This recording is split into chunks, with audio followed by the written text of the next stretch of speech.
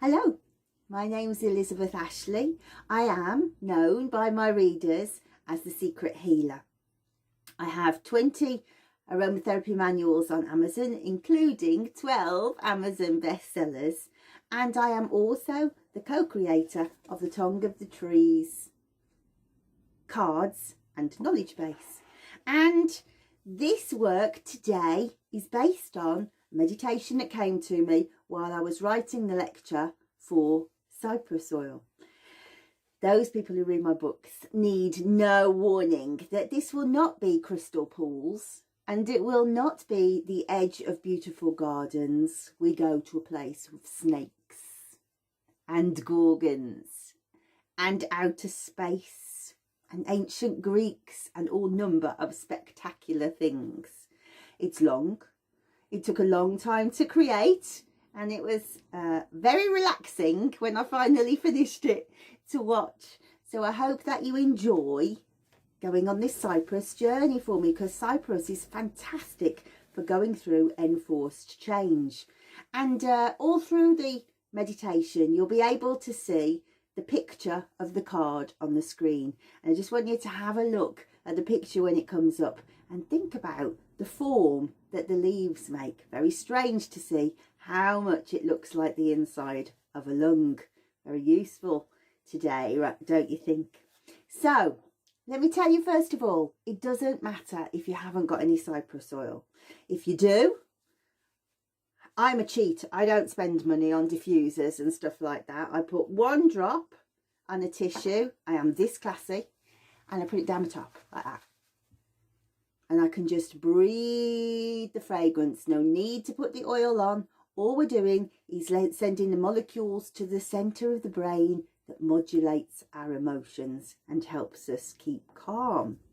So just breathing. If you haven't got cypress oil, what essential oil do you have?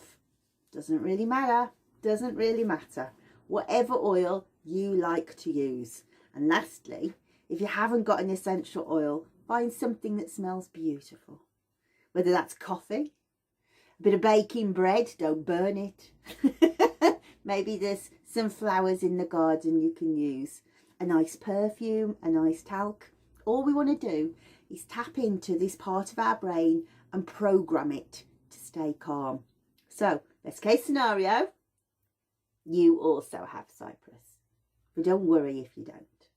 And set aside about an hour, if you can, of quiet time to just rest. And likewise, if the kids run out in the garden and interrupt you, don't worry. Don't worry. Deal with them. It's not a problem. No need to stay in a state of meditation at all.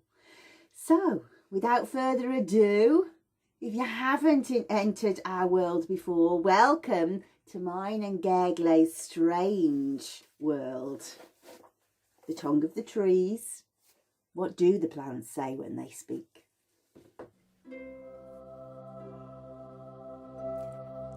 Before we close our eyes, take a look at the card.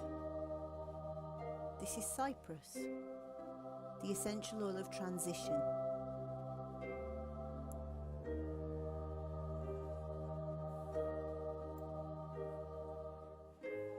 Focus long and hard on the shape of the leaves,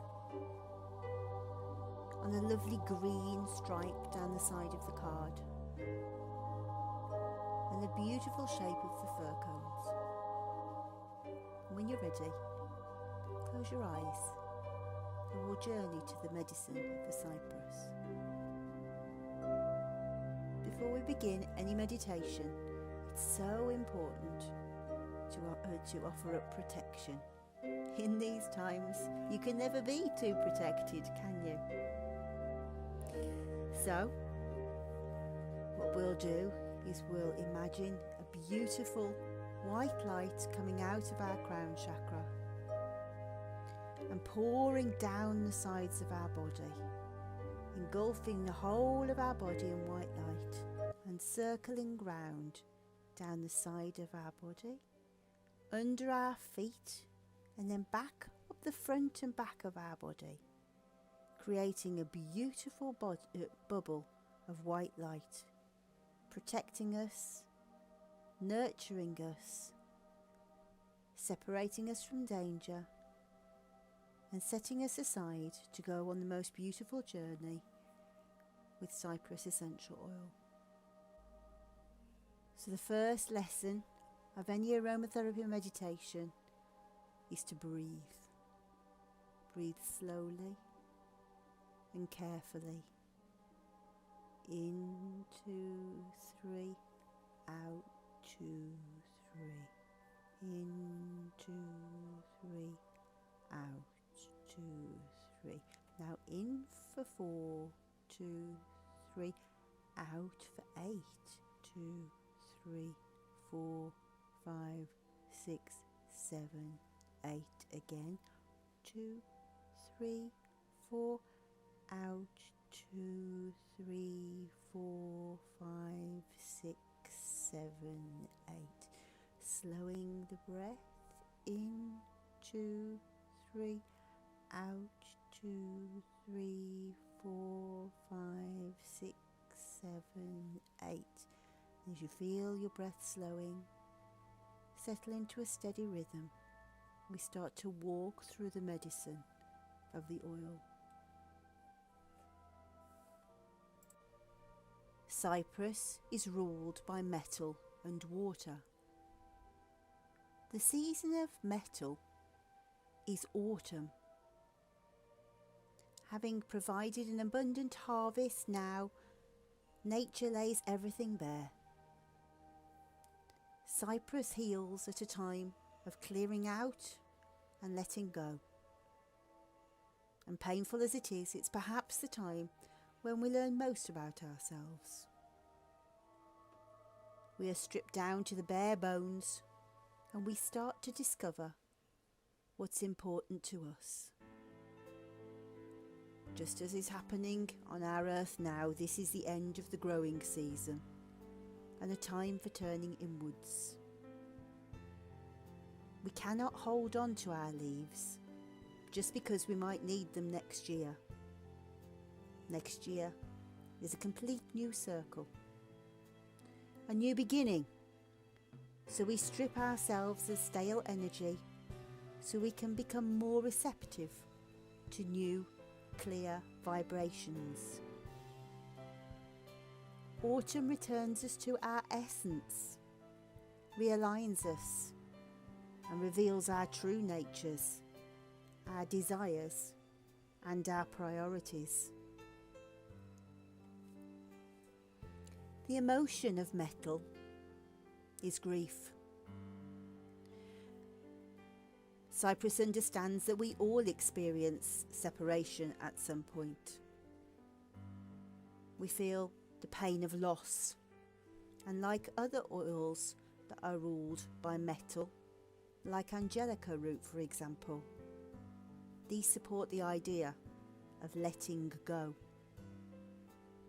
Grief, although painful, cleanses us of the things that are no longer needed in our lives. And as we face the greatest task that nature has ever provided us with, we need to loosen the grip on our comfort blankets and fall into the flow.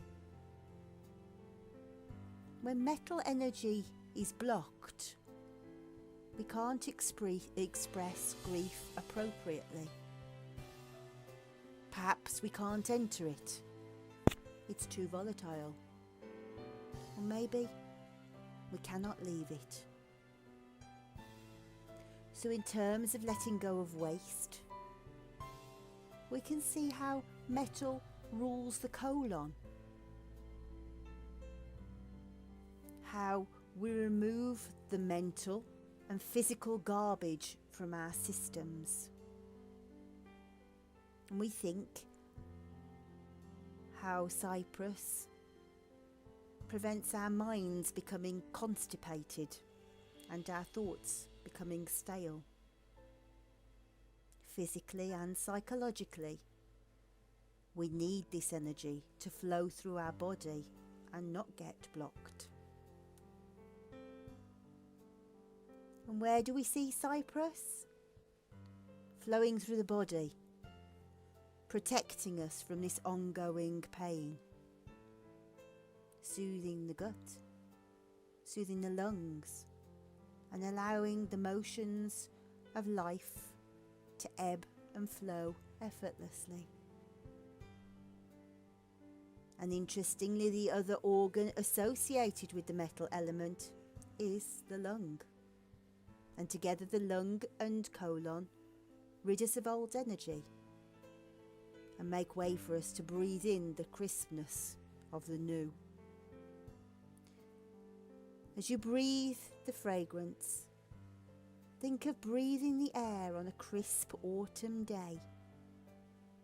Chinese medicine describes the lung as the receiver of pure qi from the heavens.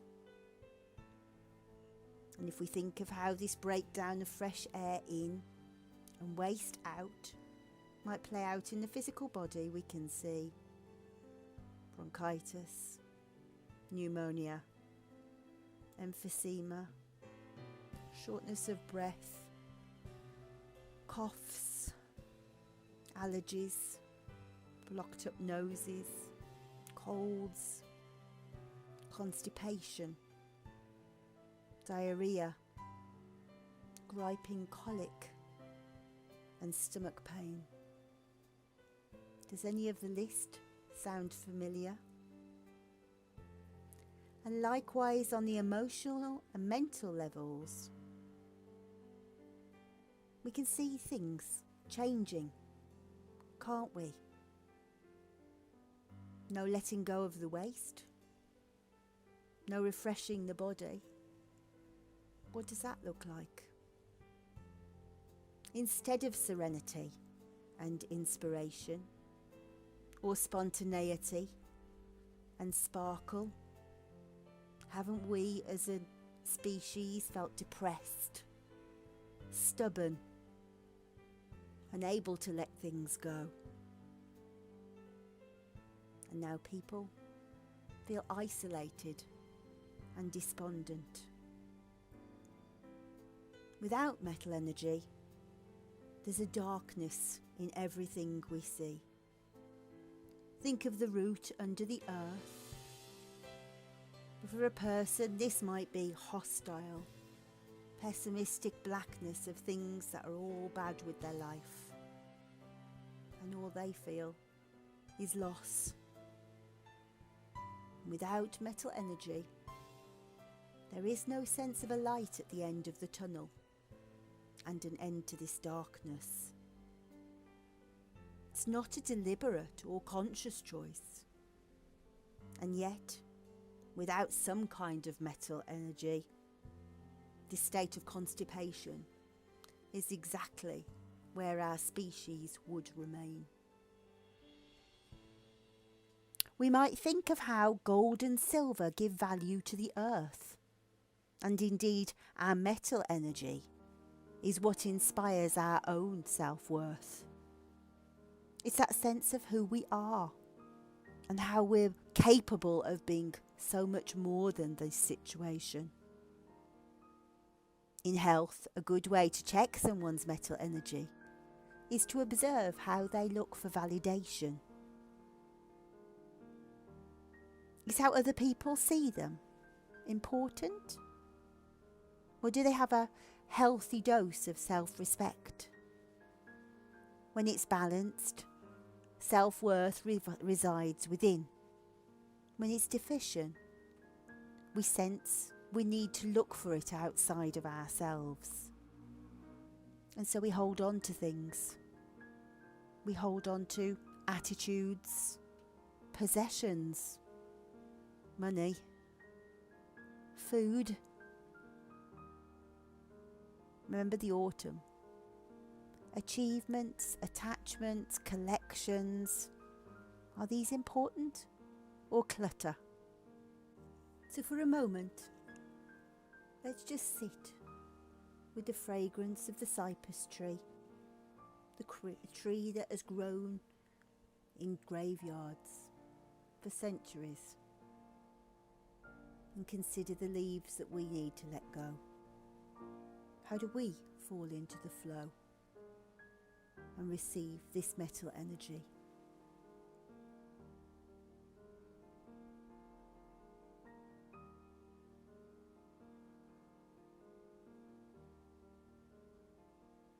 Cyprus also ruled by the water element. Its season is winter, and winter emphasizes the power of life.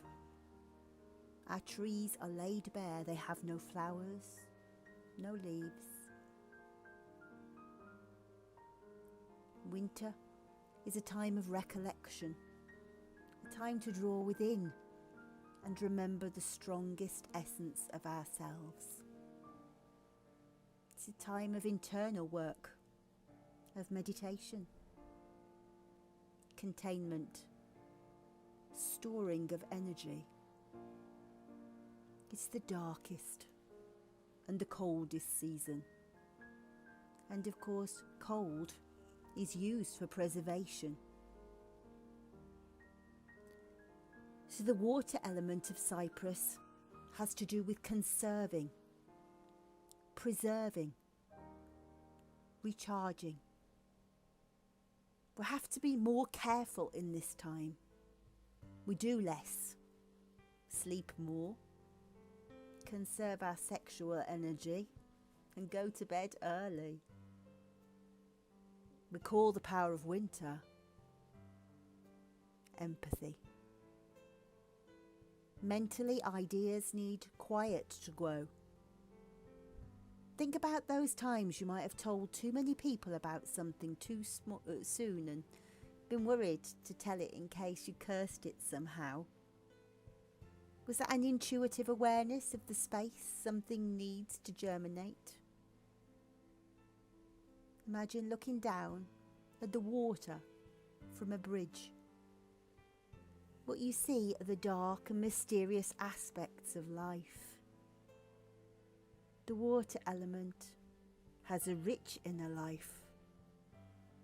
People with strong water are fascinated in finding out the deeper meaning of life. They want to understand the hidden secrets of everything. Mystical rituals are kept secret and performed in the dark. The force of winter is latent and powerful. Everything looks barren and bare, but actually, work is taking place within. It's the concentrated power of the winter that allows the bloom of spring. Abundant reserves of water energy give us courage and strength of will. Depleted water sends fear. Fear of not being good enough.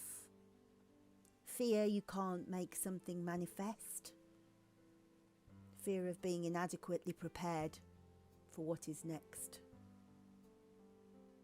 And when we look for signs of water deficiency,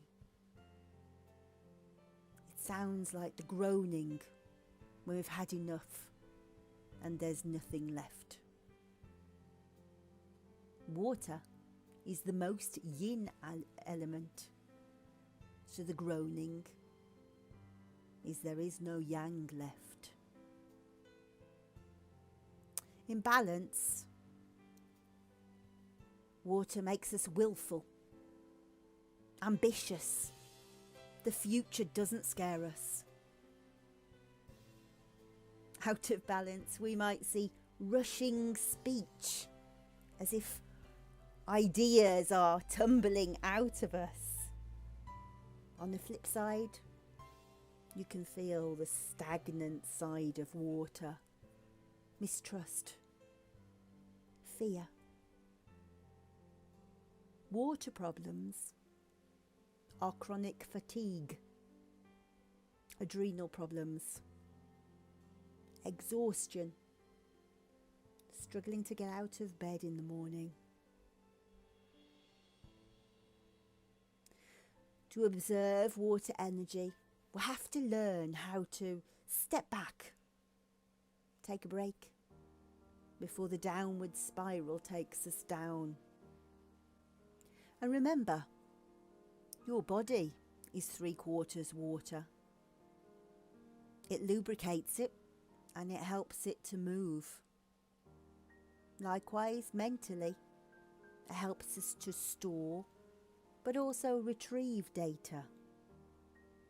And as we breathe the cypress, we remember the most powerful talent of water is how it can find its way around any obstacle. It's efficient at filling every possible space. The gift of water is to really listen, to hear and respond. It's to avoid running away and recklessly fight. Out of balance, we see purposeless babble. Bodies are fidgety. We can't relax. Always on an adrenaline buzz. So that's the Chinese medicine. But Ayurveda describes how cypress balances through reduction. It reduces the dryness of vata, adding weight to thoughts that rush away with you and make you scared. It cools the heat of pitta, of anger, rage, and sharpened tongues. It diminishes kapha, preventing you from being locked into that chair, keeping you moving, alleviating congestion and constipation as it aligns with the energy that is slowing right now. Everything about cypress is slowing. It understands reduction and how to deal with things when they're taken away. Astrologically, it has an exceptional rulership. Like Angelica root, they are both ruled by the Pisces-Aries cusp. This means it carries not just one medicine, but 3. Of Pisces and its extraordinary understanding of the emotions, of empathy, and feeling other people's feelings so deeply, you wonder if in fact they were your own. But of Aries and its willful actions and dynamism, not just of the baby, but of Mars, the god of war, and the archetype of the warrior. And then of the 2 joined at the cusp.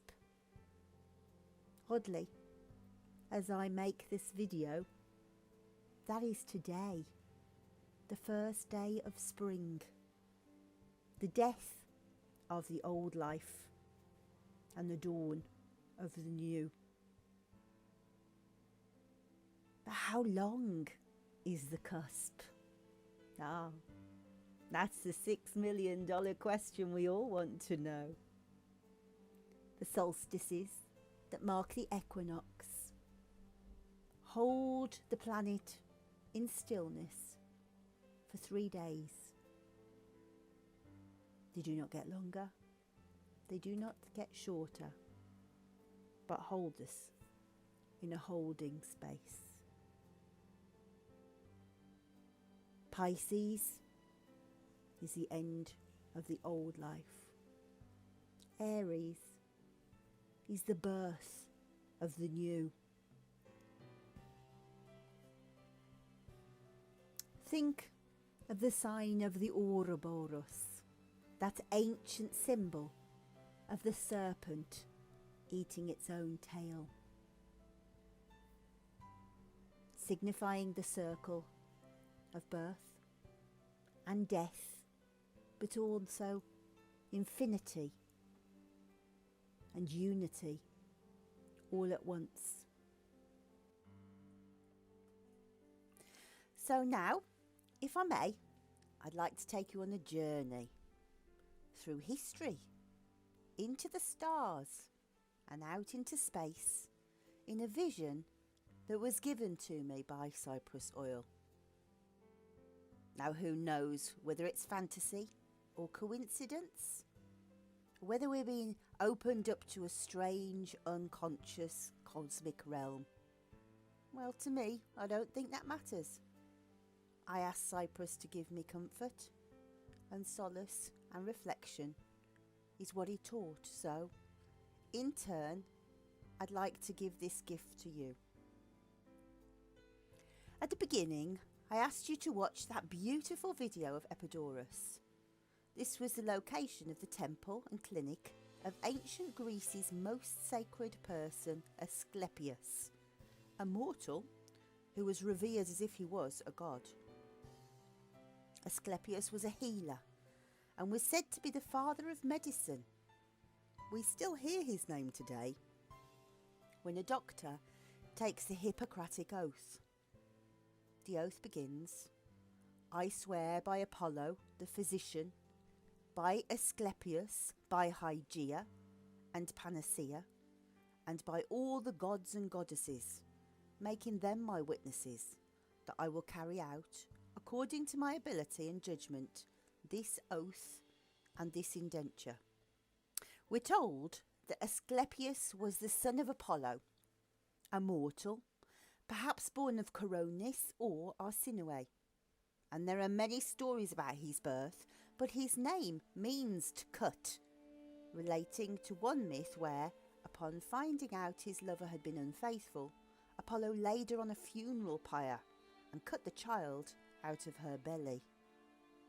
The child was then given to another of Apollo's offspring to raise, the hero of my Helichrysum book, to Chiron, the centaur and the wounded healer.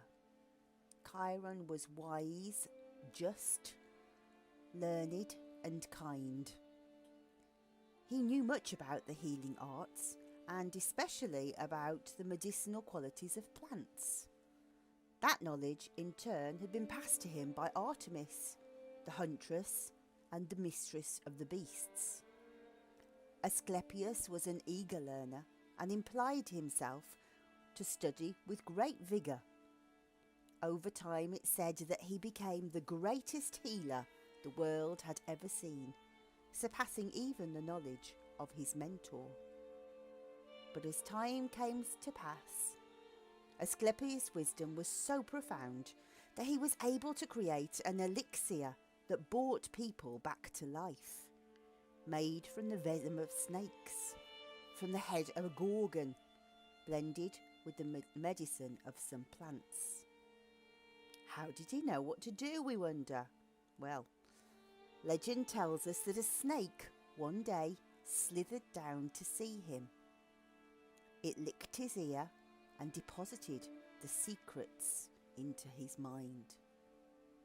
Fame of Asclepius' power grew, and by, even as a man, he became worshipped as a god. His temple, in that stunning place we saw in the other video, was visited by thousands of people each year. By day, they would sit under the cypress trees that surrounded the temple. They'd shade from the baking sun and would ponder the dreams that had been visited upon them by night. Priests would intercede, and water or massage rituals might be performed, all to draw out the truths they had heard in their minds. Powerful dreams, we are told, were induced by the plants, sleeping as they did in the temple over, it is said, a huge labyrinth filled with snakes. And as they dreamed, visions would come up from the underworld, purging them, healing their bodies and minds. For many hundreds of years, snake and cypress, the two of them worked there, hand in hand. But the status quo could not continue, of course. How could the underworld exist if Asclepius kept on liberating souls? The god of the underworld, Hades, appealed to his brother to put an end to this power, lest the division between man and God might be so diminished that it disappeared. Capitulating to pressure, Zeus did as he was asked and slew Asclepius with a thunderbolt to his chest, and then lifted him and placed him for eternity in the constellations of the heavens. His constellation lies directly opposite Orion. The Egyptians knew Orion as Osiris, god of death, resurrection and fertility. The name of our constellation is Ophiuchus. It means serpent bearer and has the shape of a man holding a snake. The ancients believed it to be Apollo, wrestling with the snake that guarded the oracle at Delphi. It lies directly between the constellations of Scorpio, our archetype of powerful transformation, and Sagittarius, the truth-seeking sign. Interestingly, Sagittarius was a centaur too. One ancient writer described how the man had his foot stamping on Scorpio, restraining the sting in the scorpion's tail. The brightest stars in Ophiuchus include Rasselhaug, head of the serpent charmer, and it contains the red-coloured Barnard star, our second closest star in the solar system, and further away also contains the rotational centre of the Milky Way, the galactic centre. Invisible to the naked eye at the moment, by the end of July it will be clear for the Northern Hemisphere to see around about 9 p.m. in the evening. 6 light years away from us, the light we see at that time left the star back in 2014. Some astrologers call this the 13th sign. They say it's ruled by the wounded healer and the elements of water, or perhaps ether, the element that ignites all of the other elements to take form. So what are the astrological connections of this strange place, Ophiuchus, in the sky? Astrologers describe her as creatrix connectivity, connecting with her, absorbing her, becoming her, the magnificent power and love of Divine Mother. It rules the cleansing power of divine love. Extraordinarily, I find, it rules the recoding of DNA. Chilling when we find the code seems to trace back to a snake. It's the removal of the victim, victimizer, and the levelling of people throughout.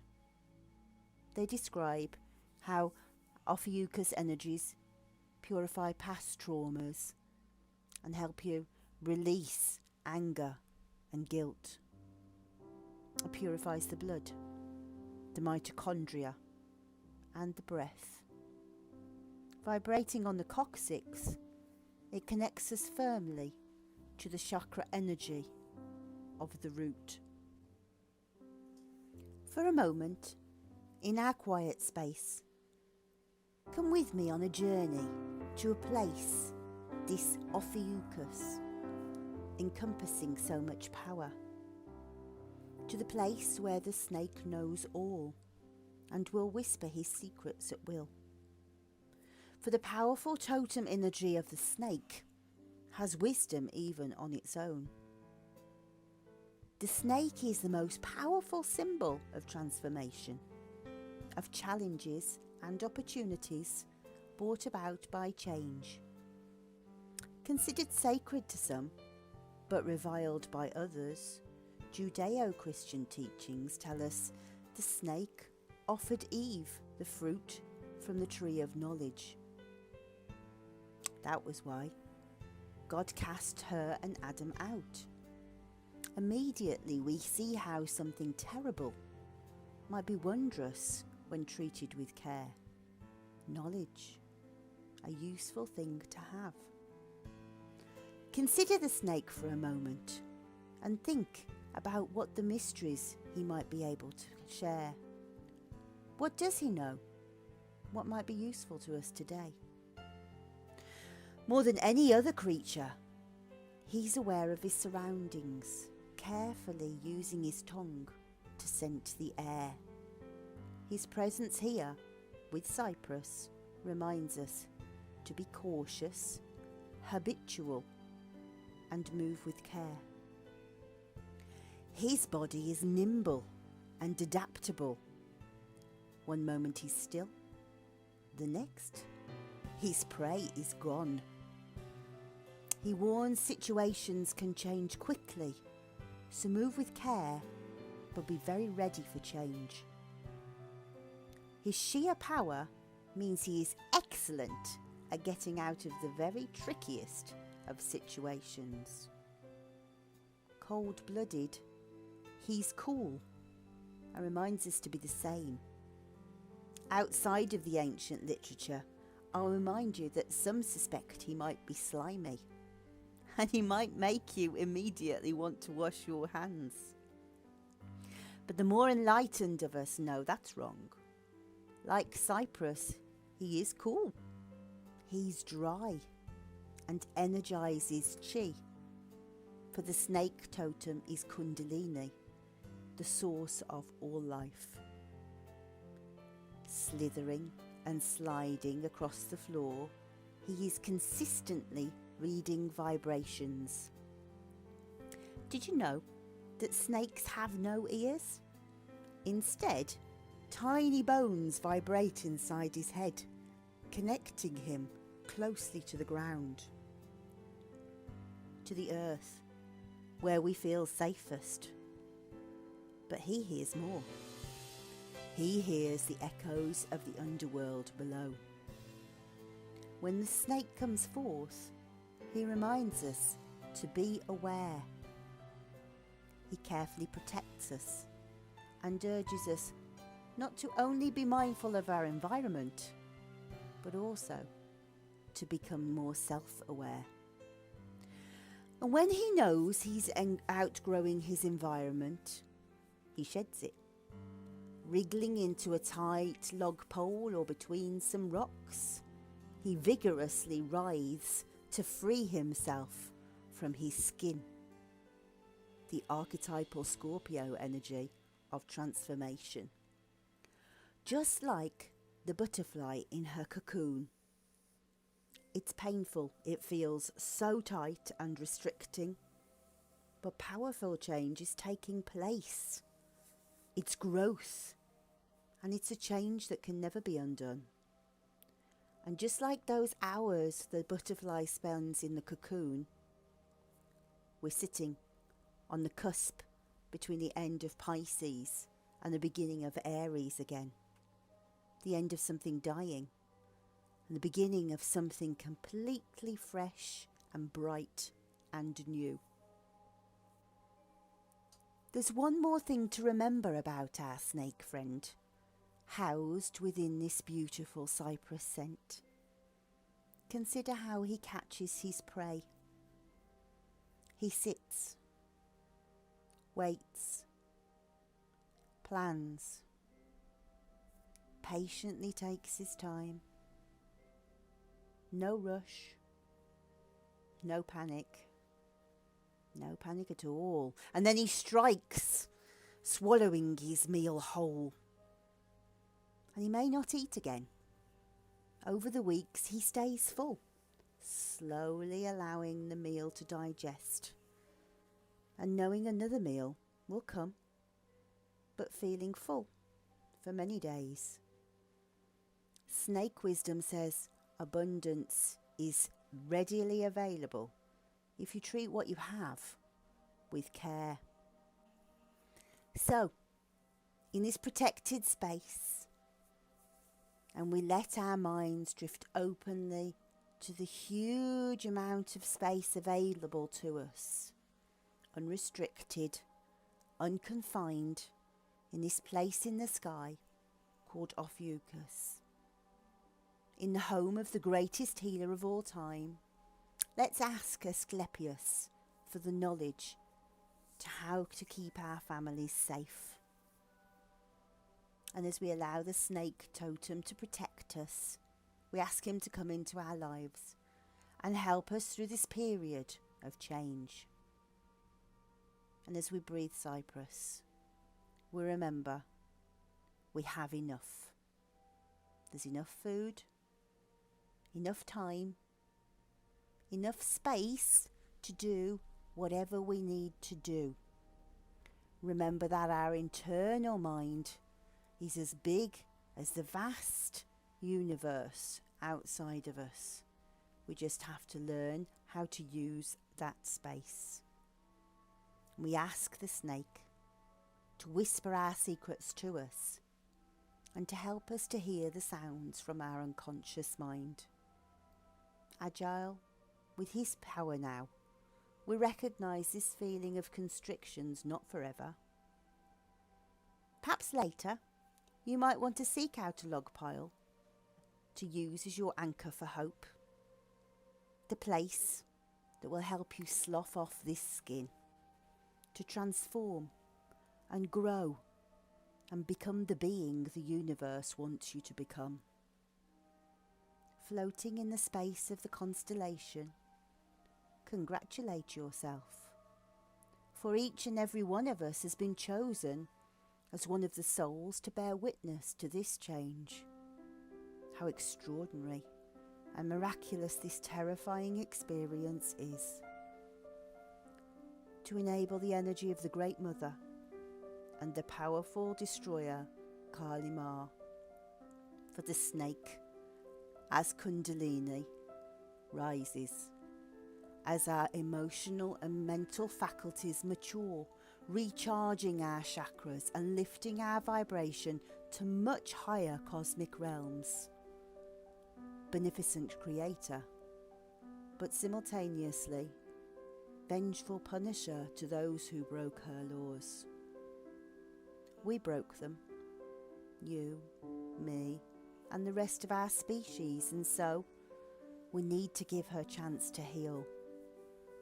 And meanwhile, we choke as she choked.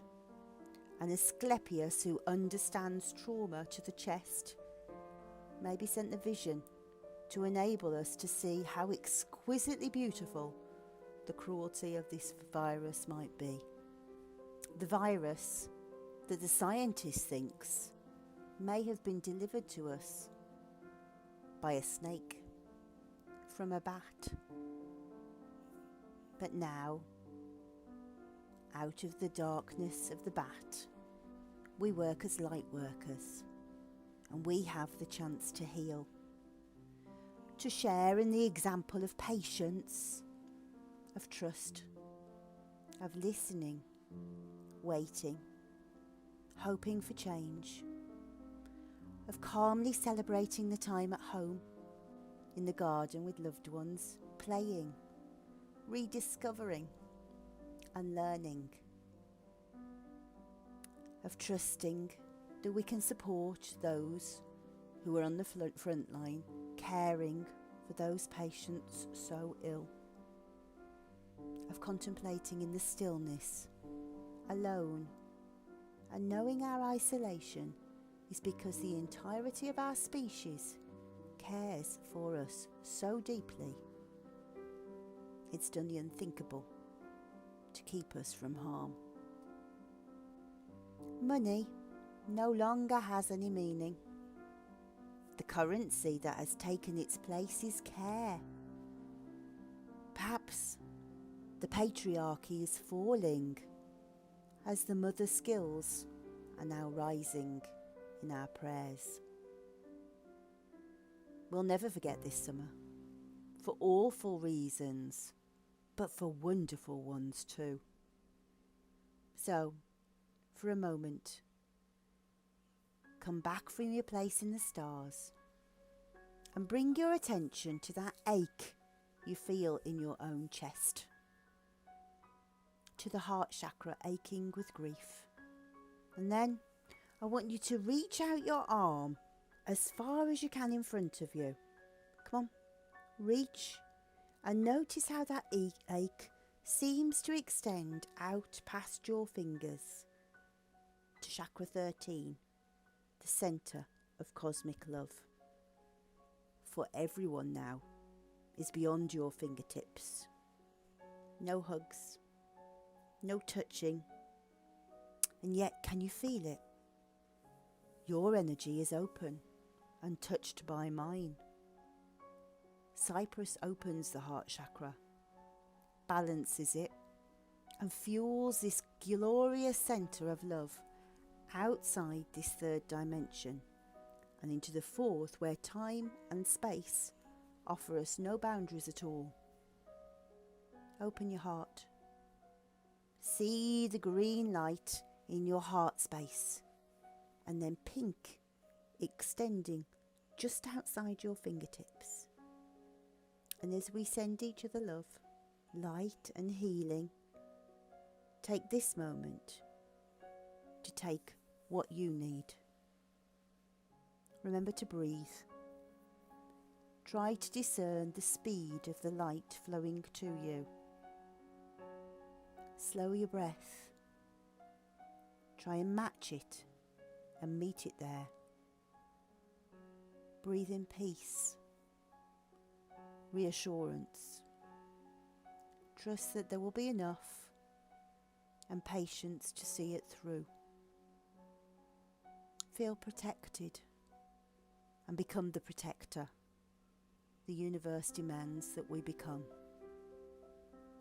Gently now, let's just check all our chakras are positioned and working optimally, invigorating us and balancing us the best as they can. So together, let's visualize a red light over our coccyx. Nice and strong, vibrant ball of light. Red at our coccyx. See if you can hold the red and turn on the orange light over your abdomen, over the pelvic area, vitalizing our sexual organs, our desire, our creativity. Hold it, orange light. Next, we're moving up to the solar plexus. Beautiful yellow light, so important for vitalizing our willpower, but also our digestive organs and our sense of identity, and keeping a good center on who we are. So check it from the base. We've got red at the root, orange sacral, yellow solar plexus, and then we're going up to the green at the heart space. If you need to put your hands there to help you, green in the middle of your chest, so important to protect your lungs, to heal the grief and the sadness, and to help your emotions balance. Such a strange time for balancing grief and joy, the two extremes of the chakra. Hold the green there. Try and balance it. So let's check it again from the base. Red, orange, yellow, green, beautiful blue light at our throats, moderating how we talk to everyone, how we communicate, how beautiful we make those rainbows that we're going to put into the windows to show everybody we're here and okay. All our communication, vital, vital that now that we communicate on the most balanced level, gentle, but also accepting the care and the love that other people want to give to us. Check it again from the red, orange, yellow, green at the heart, blue light over our throat, and then we're coming up to our forehead, indigo. Perhaps most of all, this is our snake energy. It's where we're going to intuit what's going on around us, tap into everyone's thoughts, but also become very, very self-aware and aware of our surroundings. Make sure it's balanced. We don't want it too open. We don't want it too closed. Beautiful, dark, indigo, purple light at our forehead. Let's check it from the base again. Red at the root, orange sacral, yellow solar plexus just between our navel and our ribs. Nice yellow light. Green at our heart space. This is the area the cypress is balancing more than any other, the heart chakra. Nice blue light at the throat. Gorgeous purple light at our head. And then above us, just above our head, beautiful white light. Crown chakra. For a moment, just imagine it opening to absorb all the healing I'm sending you and all the healing of everybody else that ever listens to this video, that you can absorb the healing they sent out to you. We connect together without touching, without hugging, sending the vibration across the planet in the most beautiful way we could never have imagined. Okay, so now we're going to bring the energy back down. And remember at the beginning we saw that beautiful fountain of light that came from the top of our heads. Let it pour around the body, down the sides, under your feet, encapsulating you in beautiful white light. Down the sides, under your feet, up the other side. See it coming down the front, down to your legs, down to your feet, up the back. So you're in the most beautiful white bubble of light. And just while we're here, safe in this beautiful protection, I want you to visualize your feet. See roots going down into the ground, anchoring you, grounding you, connecting with the snake, connecting with the cypress through the ground, asking Mother Nature to look after us in this time of need. When you feel ready, I want you to see yourself stepping into the biggest banana skin you've ever seen. Step inside the banana skin and zip it right up so you are completely protected and completely closed down from everything coming at you. And when you're ready, open your eyes.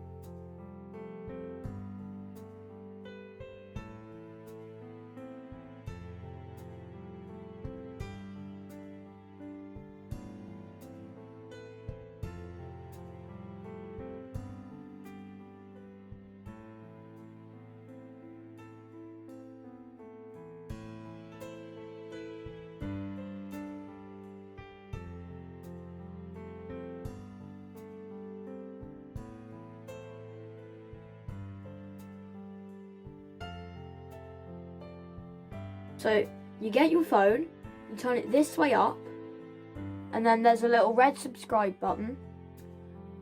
Turn it grey by clicking it, and then there's a little bell. Click that and press all at the bottom of your phone or tablet or computer. It will say you will receive all notifications, and then there's a little hand with a thumbs up. Click that, it'll turn it blue and it says added to your liked videos, and there will be comments, and if you want to you can send a comment and say like hi's to Mum and Gergely, and then the link to the next video will be in the description below underneath the video.